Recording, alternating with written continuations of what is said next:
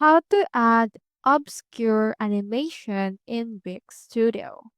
So you can apply it into an image, into a button, as well as into a text. But for this, let's head over and apply it into an image. So once you have selected the image, click onto this inspector icon in order to open it. From in there, you can see the design, but click onto this lightning option in order to go to the animations and effects.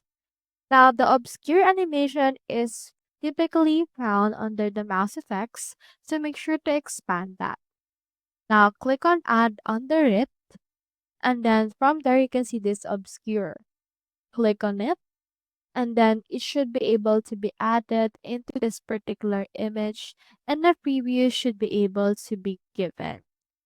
Now you can also adjust the animation by clicking on this adjust animation option and adjust the blur, the angle, as well as the scale of that.